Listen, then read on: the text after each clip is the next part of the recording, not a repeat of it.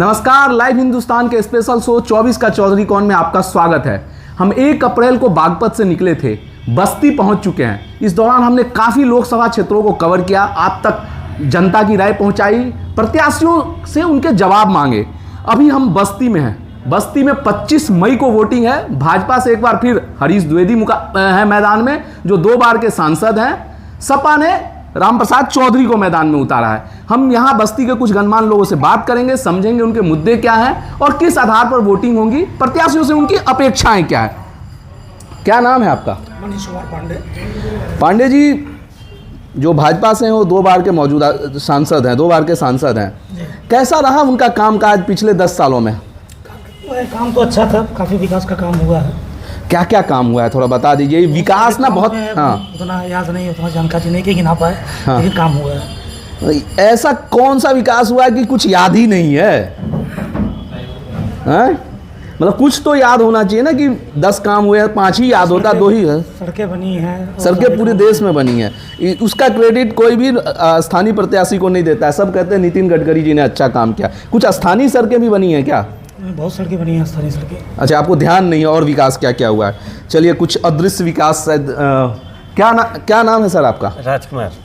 राजकुमार जी, 5-6 दिन बाद आपके यहाँ 6 दिन बाद वोटिंग है। कैसा माहौल, कैसा लग रहा है आपके लोकसभा क्षेत्र का? माहौल सपा भाजपा की लड़ाई है। हाँ, वो तो सबको समझ में आ रहा। मैं मतलब थोड़ा सा एक वोटर के रूप में समझना चाह रहा हूँ कि आप लोगों को क्या लग रहा है, किसका पलड़ा भारी है, कौन बाजी मारते दिख रहे हैं? अब की बात तो हमारे उधर क्षेत्र से तो सपा ही, हम जिस क्षेत्र से आ रहे हैं वहाँ सपा के लोग ही आपकी विधानसभा कौन सी है? सदर है, बस्ती सदर। जी जी। अच्छा, और वहाँ भी मौजूदा विधायक कौन है? मौजूदा महेंद्र यादव सपा के हैं। जी जी। अच्छा, ठीक है सर। क्या नाम है आपका? मुझे अहमद और लल्ला भाई। क्या करते हैं सर आप? हमारा बिजनेस है फुटवेयर। अच्छा, बिजनेस है फुटवेयर का। बताइए, काम काज कैसा चल रहा है? बड़ा है कि मतलब आरोप लगते रहते हैं बिजनेस को। जीएसटी और ये जब से हुआ लॉकडाउन, जब से बिजनेस फ्लॉप है। लॉकडाउन के बाद लोग जूते चप्पल पहनना बंद कर दिए क्या? अब तो लॉकडाउन खुल गया है। पहने क्यों नहीं, इतना ज़्यादा जीएसटी लगा दिए ये सब उसी में। तो पहले भी तो सेल्स टैक्स और तमाम टैक्स लगते थे। पहले इतना नहीं था जितना अभी हुआ। अभी उसके बाद नोटबंदी भी एक कारण हो गया। अच्छा, नोटबंदी तो मैं तो बड़ी चीज़ों के लिए तो मैं समझ सकता हूँ कि चलिए 25 लाख 50 लाख घर दुकान खरीदने में ब्लैक मनी का कुछ यूज होता है। जूते में कौन सी ब्लैक मनी, चप्पल में कौन सी ब्लैक मनी? जो उसका पेट्रोल महंगा हुआ तो ट्रांसपोर्टेशन महंगा हो गया। अच्छा, तो सारी चीज़ महंगी हो गई। अच्छा, कितना जीएसटी लगता है जूते चप्पल पर? 12%। अच्छा, हर ग्राहक बिल लेता है?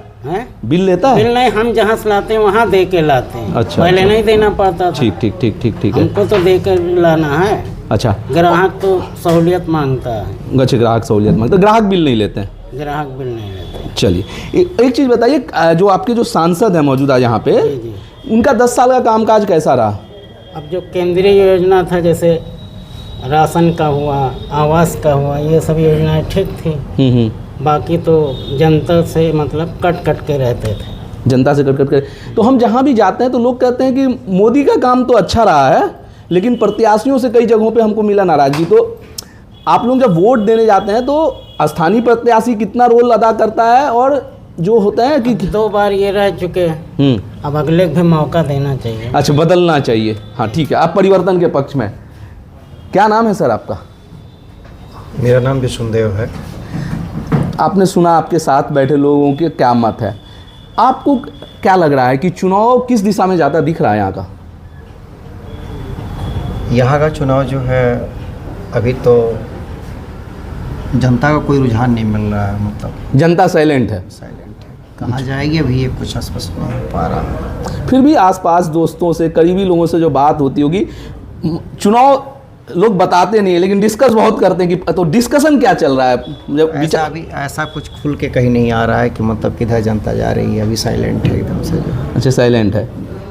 अच्छा, आपके यहाँ ना इधर पहले बसपा से एक उम्मीदवार थे दयाशंकर, अचानक वो कुछ दिन अभी 2 दिन पहले सपा ज्वाइन कर लेते हैं।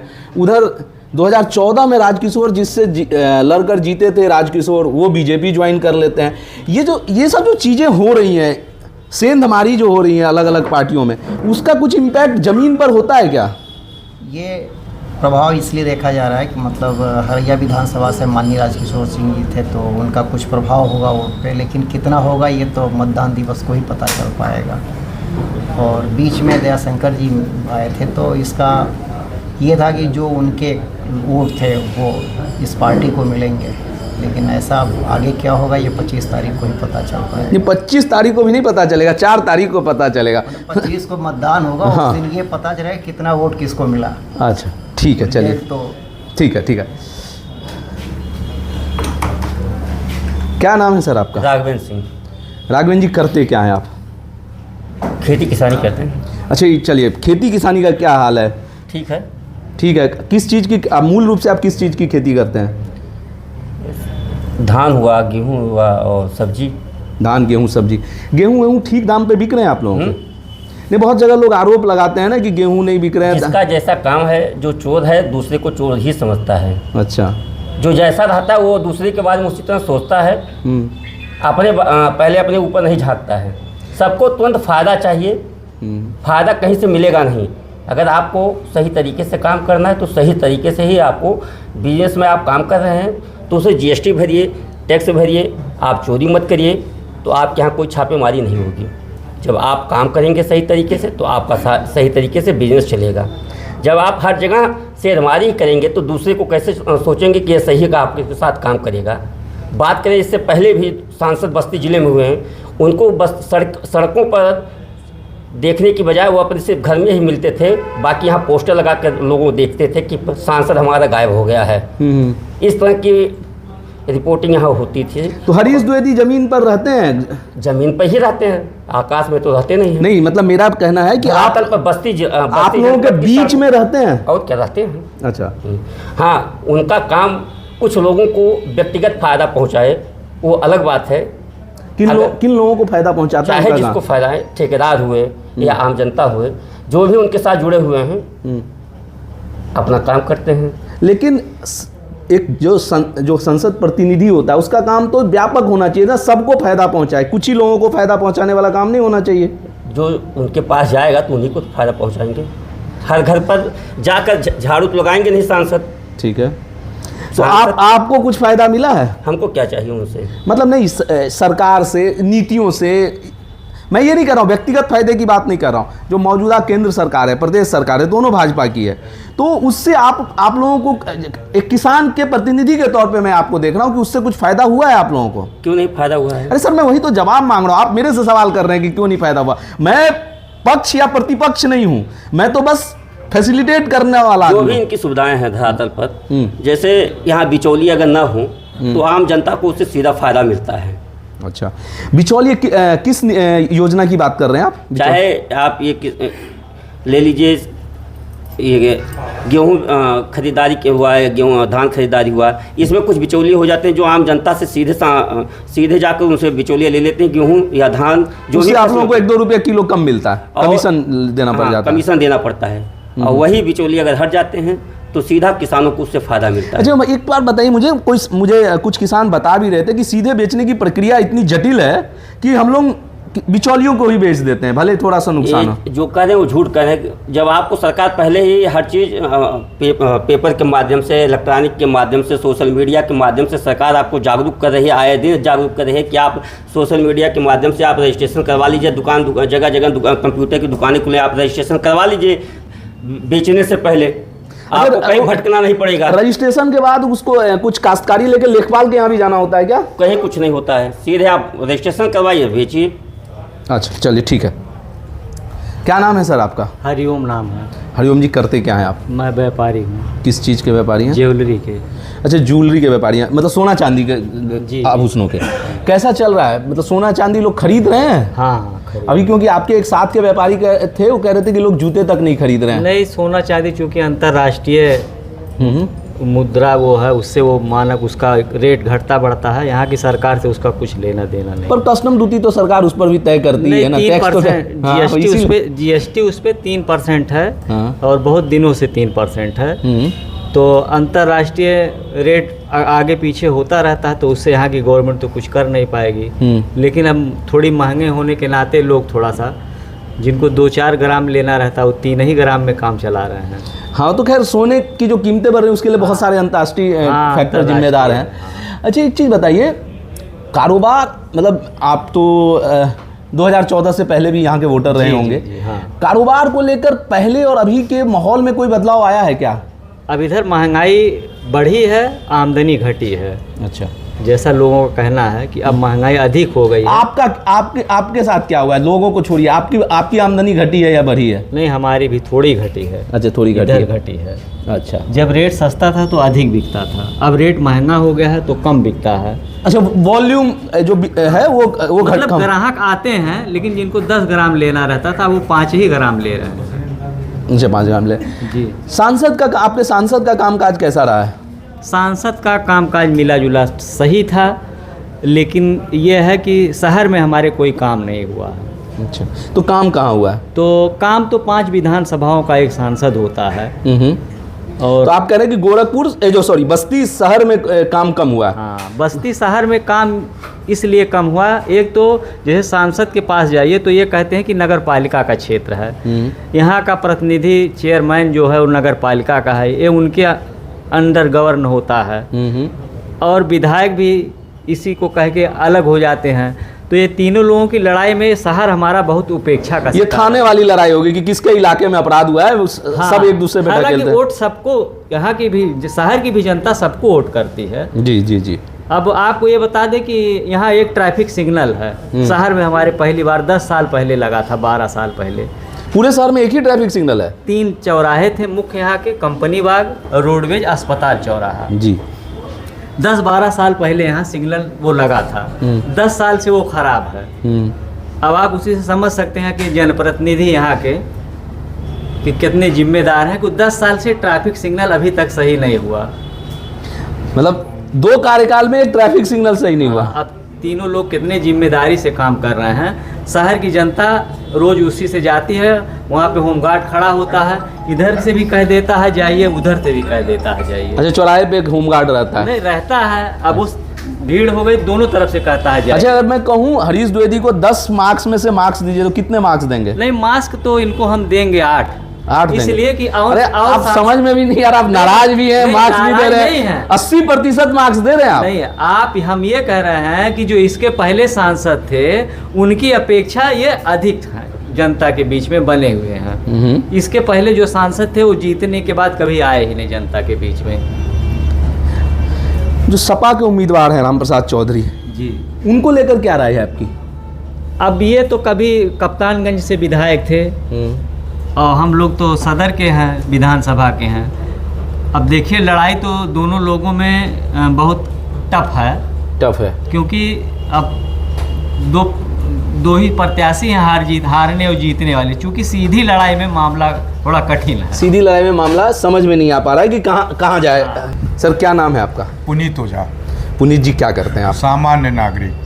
अरे कुछ तो करते होंगे जीवन यापन के लिए सर। इस सरकार में कुछ भी करना गुनाह है। जब विधायक के घर पर छापा पड़ रहा है तो हमारे घर पर भी छापा पड़ जाएगा। मैं कुछ नहीं करता हूं, मैं सामान्य नागरिक हूं, और उसी सामान्य नागरिक को जो सरकार द्वारा सुविधाएं उपलब्ध कराई जा रही, जैसे मुझे फ्री का राशन मिल रहा है, और मुझे 3-4 साल हो गया पीएम आवास पर बस्ती शहर में कोई अभी फाइल नहीं खुली है, पीएम आवास दिया जाना बंद हो चुका है। मैं पीएम आवास पर लगा हुआ हूं कि पीएम आवास मिल जाए तो मुझे 2.5 लाख रुपए मिल जाएगा, तो मैं अपना एक छोटा सा कमरा बनवा लूँगा और उसमें रहूँगा। बिल्कुल सामान्य नागरिक जिसको। सर, लेकिन जैसे आपकी जो स्थिति दिख रही है उसमें ये शूट नहीं कर रहा आपका बयान। आप स्थिति की बात कर रहे हो। हाँ। स्थिति तो हमारा प्रधानमंत्री कहता था कि हवाई चप्पल वाला जो है हवाई जहाज में घूमेगा, तो इसीलिए तो मैं कह रहा हूँ सर। तमाम योजनाएं, जैसे मुझको फ्री का जो है वो मिल रहा है, क्या कहते हैं, आयुष्मान योजना में मेरा नाम है, फ्री का मुझको दवाई मिल रही है, फ्री की मुझको राशन मिल रही है, तो हमारे खर्चे नहीं बच रहे हैं। आप उसको जोड़ेंगे तो कितना, एक घर का खर्चा चलाने के लिए कम से कम 12-15 हज़ार रुपये मिलता है, 12-15 हज़ार रुपये लगता है। तो वो खर्चा बचा, मुझे फ्री का राशन मिल रहा है, 5 किलो चावल मिल रहा है, 10 किलो गेहूँ जो भी मिल रहा है वो हमारा 4 का। सर आपकी तलखी समझ गया, अब बता दीजिए जीवन यापन के लिए क्या करते हैं। मैं कटाक्ष व्यंग और सब समझ गया, नाराजगी भी समझ के लिए हमारा सांसद, हमारे विधायक ये जीवन यापन के लिए क्या कर रहे हैं। कभी इनसे किसी ने पूछा कि आपके पास इतने रुपए कहाँ से आ रहे हैं? आपने 37 करोड़ रुपए जो है अपना वो दिया है, क्या कहते हैं, एफिडेविट में दिया, ये कहाँ से आया? ये जब तक कुछ नहीं रहते हैं तब तक जो है इनके पास कुछ नहीं रहता है। जब ये सांसद हो जाते हैं तो इनके पास पैसा कारपोरेट सेक्टर से आता है, ये तमाम जो उसके पार्टनर, उसका हिसाब उनको देना पड़ता है। तो ये कहाँ से हम जब हो जाएंगे? एफिडेविट जब देते हैं ना सर, अब एफिडेविट जो देते हैं वो सब भी एफिडेविट लीजिए ना। जब पहली एफिडेविट आई, आप बता दीजिए निर्वाचन आयोग ने कभी कहा क्या कि आपके पास पिछली बार इतना धन था, आपकी बार इतना धन हुआ है? निर्वाचन आयोग का विषय नहीं है सर। बात निर्वाचन आयोग के बहाने जो है, जो विभाग, संबंधित विभाग है, ये पूछेगा कि नहीं पूछेगा? आप हिसाब देते हो ना, आप हिसाब देते हो, कहाँ से देते हो? आपके पास खेती 5 बीघा है, आपके पास कोई गाड़ी भी नहीं है। जो नेता हमारी गाड़ी पर चलता है उसके नाम की गाड़ी नहीं होती है। आप उसकी गाड़ी का नंबर डाल करके ऐप पर देखेंगे तो दूसरे की गाड़ी होगी। सर ये मैं कह दूं, बड़े बड़े जो पॉलिटिकल पार्टियों के अध्यक्ष हैं, जो 40-40, 50-50 साल जिनका इस देश में शासन रहा है, गाड़ी उनके भी एफिडेविट में एक भी गाड़ी नहीं है। तो ये कितना बड़ा सच बोला जा रहा है। नहीं, वो सच बोला जा रहा है। नहीं, मैं दो चीजें कह रहा हूं, वो सच बोला जा रहा है, टेक्निकली सच है। अगर गाड़ी होगी, क्योंकि अगर एफिडेविट झूठ निकल गया तो उनकी सदस्यता रद्द हो जाएगी सर। ऐसा नहीं है, लोगों की सदस्यता रद्द हुई है। उम्र में 6-6 दिन 10-10 दिन के अंतर पर कई मंत्रियों को मंत्री पद छोड़ना पड़ा। एफिडेविट अगर आपको शक है, एफिडेविट झूठ होने पर न छोड़ा जाएगा। तो यही तो मैं कह रहा हूं। आप मुझे ये बता दो, एक सिंपल सा बताओ कि एक रजिस्ट्री कराने के लिए जब हम जाते हैं रजिस्ट्री विभाग में, तो 20,000 रुपए कहा जाता है कि 20,000 रुपए आप जो है वो नगद दे सकते हो किसी को। जैसे जो क्रेता विक्रेता को हम 20,000 रुपए नगद उसको दे सकते हैं, बाकी पैसा ऑनलाइन या चेक के माध्यम से देना पड़ेगा। अब बता दीजिए 35 लाख रुपया हमारे विधायक से, हमारे प्रत्याशियों ने, एक प्रत्याशी ने यहाँ के अभी कल डाटा आया, 35 लाख रुपया उन्होंने खर्चा किया है। अब वो 35 लाख रुपया कहाँ से आया? वो हिसाब बता देंगे साहब। चुनाव आयोग को हिसाब देते हैं सर। देखिए देश में मैं आप जो बात कर देंगे ना, हिसाब देंगे ना, वो देते हैं सर। अगर आपको उससे मेरा मुद्दा वो नहीं है, मुझको कोई चंदा देने वाला नहीं है। अभी हम भीख मांगना शुरू करेंगे तो 10 लोग जो हटा देंगे, साहब ये तो बेकार है, ये तो जींस का पैंट पहने हुए, टी-शर्ट पहने हुए, किसी लायक नहीं है। उनको दे रहे हैं, क्यों दे रहे हैं? मैं इसी विषय पर आ रहा हूँ। उनको दे रहे हैं 35 लाख रुपए। सर एक सेकंड मैं आपको करेक्ट कर दूं। देश का कानून है, ठीक है, चंदा 20,000 कम से आदमी कैश में दे सकता है, उसके बाद चेक में देना होता है। चुनाव आयोग को उसकी जानकारी देनी होती है। जो देश का कानून है, अगर उसको पालन करते हुए नहीं कोई भी पार्टी का नेता हो नहीं कर रहा, आप उसको कोर्ट में चैलेंज कर सकते हैं। आप जो मैं सिर्फ उदाहरण दे रहा हूँ, मैं सिर्फ ये बता रहा हूँ कि रातों रात लखपति कैसे बना जाता है। आप एक चुनाव लड़ लीजिए, आपको चंदा मिल जाएगा। पार्टी फंड देती है। हम लोगों ने देखा है कि पार्टी फंड दिया और उसके बाद रख लिया, और उसके बाद में जो है लग्जरी गाड़ी खरीदी जाती है। जनता सब देखती है, वो आप देख के सर आओ देख के आप उसी हिसाब से फैसला कीजिए। मुझे अब आप आइए स्थानीय मुद्दों पर, ये छोड़िए। हम इसीलिए कह रहा हूं, मुझे मुद्दे पे आने दीजिए। ये जो है ये हो गया कि ये हमारी निगेटिव मानसिकता है। नहीं, किसी की मानसिकता नहीं, हर किसी को ये आम जनता की नकारात्मक मानसिकता है। लेकिन जहां तक विकास की बात है, विकास कौन सी सरकार नहीं कर रही है? मिट्टी तेल खत्म हो गया, कांग्रेस ने मिट्टी तेल खत्म करके गैस सिलेंडर बांट दिए। इन्होंने मिट्टी तेल को पूरा खत्म करके घर घर सिलेंडर बांट दिया। विकास नहीं हुआ। अब बता दीजिए सिलेंडर का दाम, अब कहते हैं कि इस समय मैंने पहली बार देखा जा रहा है कि 1.5 साल में पेट्रोल के दाम नहीं बढ़े हैं। आप इस पर कभी विचार किए? हर चुनाव के वक्त नहीं बढ़ता है, चुनाव के वक्त नहीं बढ़ता है, लेकिन उसके बाद बढ़ जाएगा। कहाँ से आखिर पैसा आ जाता है? सीमेंट की बोरी जो है वो 350 रुपए की मिल रही है, इस वक्त 400 रुपए की मिल रही है। कहाँ से बढ़ जा रहा है?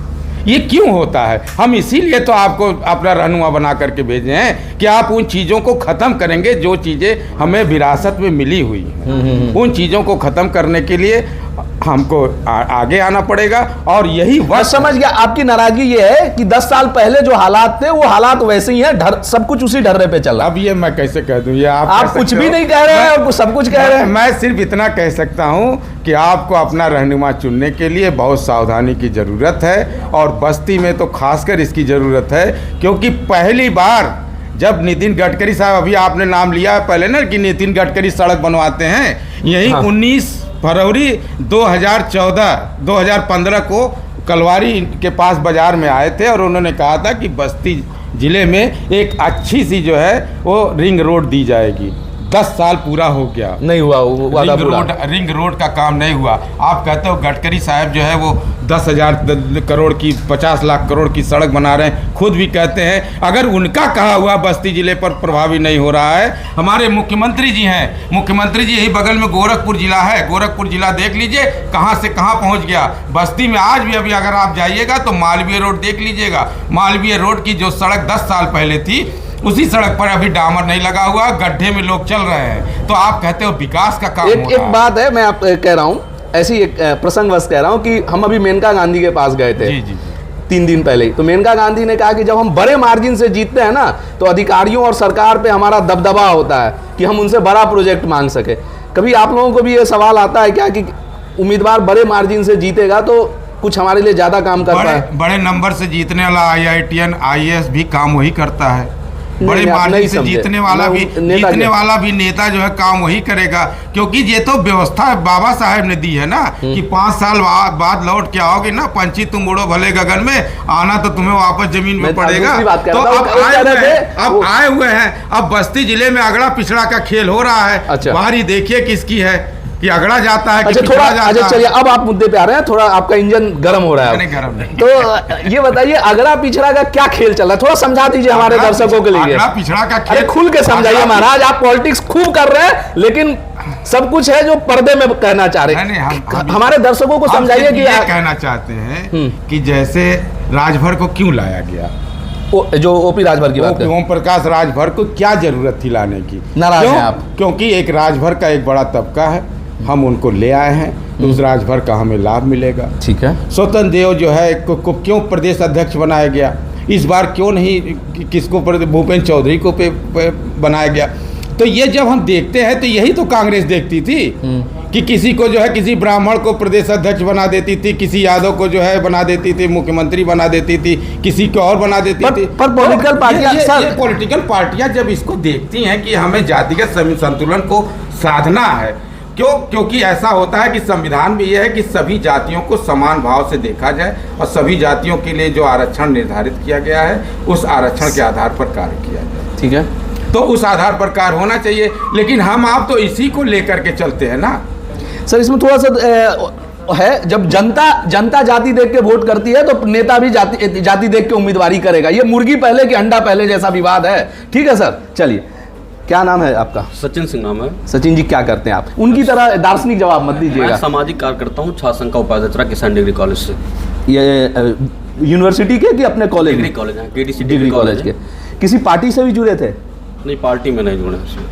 चलिए ठीक है, कार्यकर्ता के रूप में काम कर रहे हैं, ऐसे सामाजिक कार्यकर्ता के रूप में। तो सामाजिक कार्यकर्ता ही है ना, राजनीतिक कार्यकर्ता तो नहीं है। नहीं।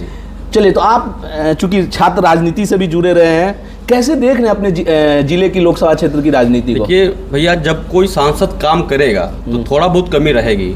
इससे 2014 से पहले बहुत से सांसद थे, मंत्री थे, विधायक थे, जो उनका जैसे जो सांसद हुए उनको अभी अगर सामने ला दिया जाए तो शायद मैं खुद फेस उनको खड़ा कर दिया जाए तो मैं उनको पहचान नहीं पाऊंगा 2014 से पहले के सांसद को। लेकिन जब जनता ने मौका दिया, भाजपा की सरकार, मोदी और योगी जी की नीतियों से लोग प्रभावित हुए, यहाँ के सांसद हरीश द्विवेदी जी हुए, तो सबसे पहला काम यहाँ जो समाजवादी की सरकार थी तो चीनी मिल जो हुआ करता था बंद हो गया था।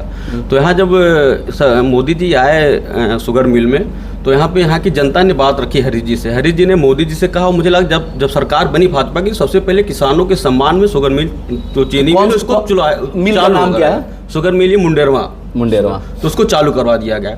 उसके बाद हमारे बस्ती स्टेशन पे कई ट्रेनें नहीं रुकती थी, कई ट्रेनें वहाँ कम से कम 20 से 25 ट्रेनें रुकने लगी हैं।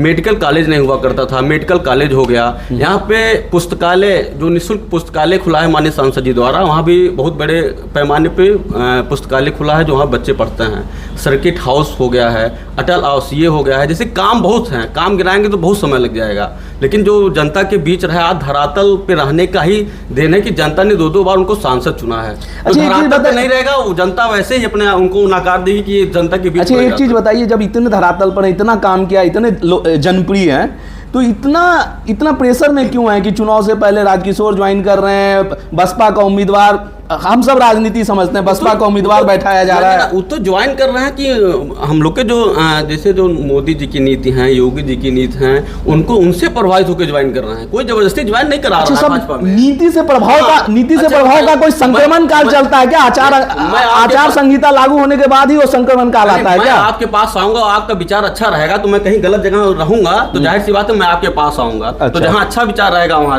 नहीं, मेरा यार युवा नेता सुन लो मेरी बात। भैया उनको पता है जनता अच्छे लोगों को चुनती है। युवा नेता सुन लो मेरी बात, एक पार्टी में आने के बाद ही लोग अच्छे होते हैं, और ये 2 से 3 महीना में ही लोग नीतियों से और विचार से प्रभावित होते हैं। पहले भी वही लोग बसपा में गए, वही मैं कह रहा हूँ ना, सपा में गए, चुनाव हार गए। अब उन लोग सोच रहे हैं भाजपा की जो नीति है, जो आम जनमानस तक जो पहुंच रही है, जो गरीब तबका के लोग जो मोदी जी को हाथों मजबूत कर रहे हैं, वही समझ के आ रहे हैं कि मैं भी लड़ूंगा, जनता समर्थन करेगी, हम भी चुनाव जीत जाएंगे। समझ गए? तो ये बेसिकली नीति से जहाँ जात की बात है, हमारे पार्टी में एससी की आपने पार्टी खोल दी अभी तक नहीं। एससी जो बिरादरी है, रामनाथ कोविंद जी उनको राष्ट्रपति बनाने का काम हुआ है। यहाँ जात के नाम पे लोग नहीं बांटते हैं, तो खुद जात के नाम पे लोग बांटते भी नहीं, और आप बता भी रहे हैं कि एससी को हमने राष्ट्रपति बनाया। नहीं तो लोग कह रहे हैं कि एक ही जात, जैसे जात सबको बराबर सम्मान दिया गया, ये मैं कह रहा हूँ। सर्वसमावेशी है आपकी पार्टी। जी जी जी। अब आप कह रहे हैं कि हाँ मेरी पार्टी, अभी तक आप सामाजिक कार्यकर्ता थे।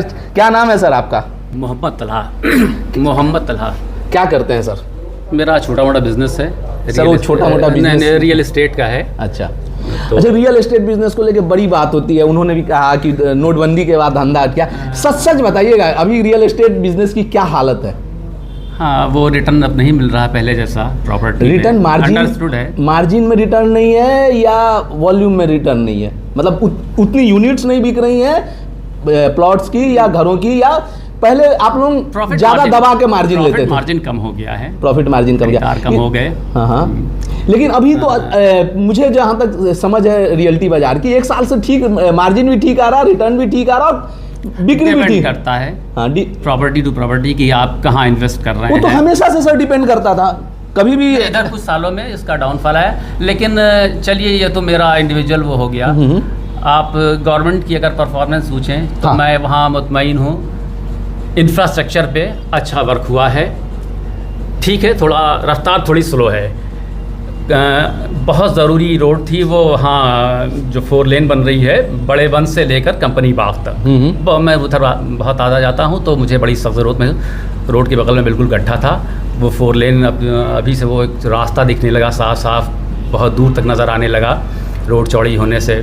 शहर की भी कुछ ज़रूरी सड़कें बनी हैं, इंफ्रास्ट्रक्चर में लाइट भी आती है, वो परफॉर्मेंस शानदार है इस गवर्नमेंट की। सांसद जी की आप बात करेंगे, इंडिविजुअल लिबरल पर्सन है, एटीट्यूड की कमी में उनके अंदर मैंने कभी एटीट्यूड नहीं पाया। मैंने खुद उनके मुंह पे कहा था कि भाई मैंने आप में आपकी तारीफ़ होती इस बात को लेकर कि आप में एटीट्यूड नहीं पाया गया। और चलिए उनकी जो परफॉर्मेंस होगी वो तो उनकी परफॉर्मेंस का, वो चूँकि गवर्नमेंट का काम होता है तो उसका इनडायरेक्ट एडवांटेज सांसद को, एमएलए को मिलना ही मिलना है। डिसएडवांटेज भी कई बार होता है कि मान लीजिए काम नहीं हुआ तो भी डिसएडवांटेज होता है। तो सांसदों का इस गवर्नमेंट में कहा भी जा रहा है कि सांसदों का एंटी इनकम्बेंसी है 10 सालों का, मोदी जी का नहीं है। लेकिन अब वो तो कॉन्स्टिट्यूंसी के हिसाब से है। यहाँ तो मुझे नहीं लगता, हरिद्वेदी जी ठीक है ले दे के। मैंने बता दिया कि इस पर तो कुछ विरोधियों ने भी कहा कि हाँ इंफ्रा पे, मैं रोड पे आप कहेंगे तो वर्क हुआ है, इंफ्रा की बात करेंगे तो कहाँ काम नहीं हुआ जो आपके हिसाब से होना चाहिए था एक शहरी होने के नाते? मैंने कहा ना कि रफ्तार स्लो है, शहर में नहीं। आप शहर में थोड़ा देखिए, थोड़ा पार्किंग की ज़रूरत है। हम भी बीच रोड पे पार्क करके आए। बीच रोड ये बहुत ही थोड़ा दूर, पार्किंग बहुत ज़रूरी चीज़ है।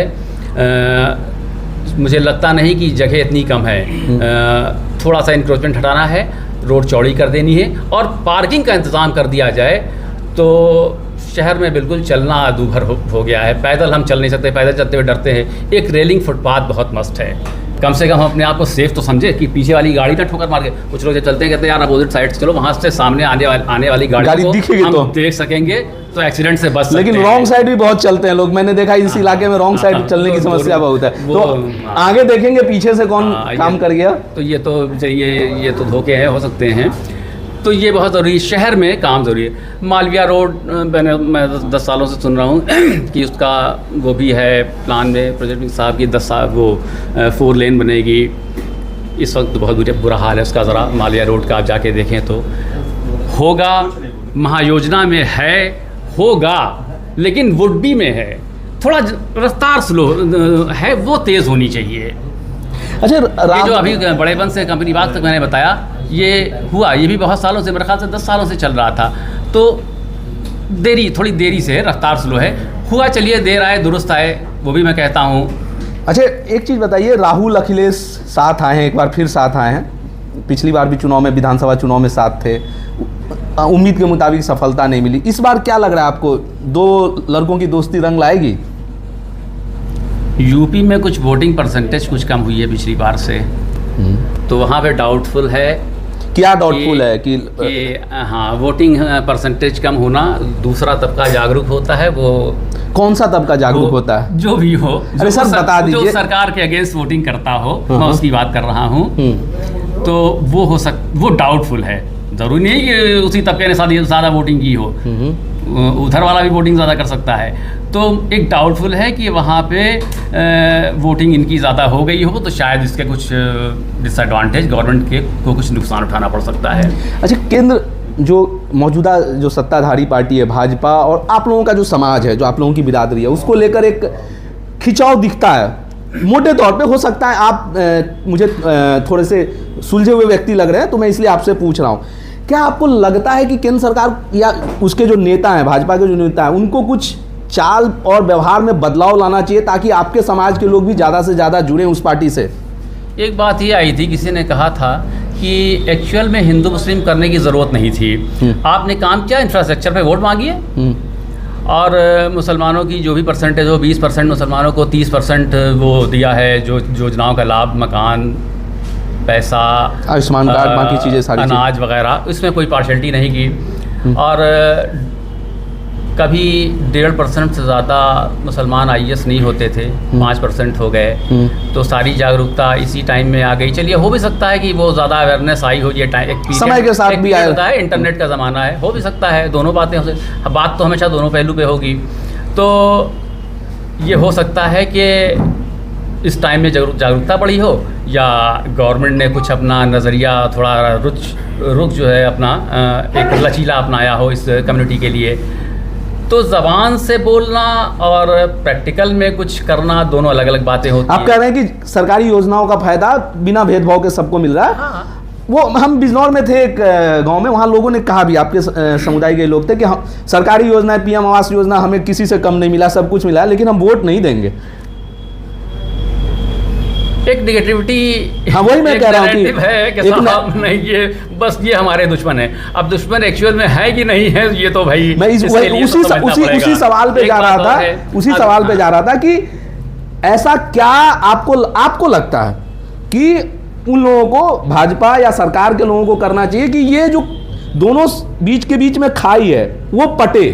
विश्वास बैठालना होगा दिमाग में, थोड़ा सा माइंड डाइवर्ट करना होगा। ये नहीं कि एक ही तरफ आप ब्रेन वॉशिंग कर रहे हैं, दूसरे वाले को भी ज़रा समझाइए, मोटिवेट कीजिए।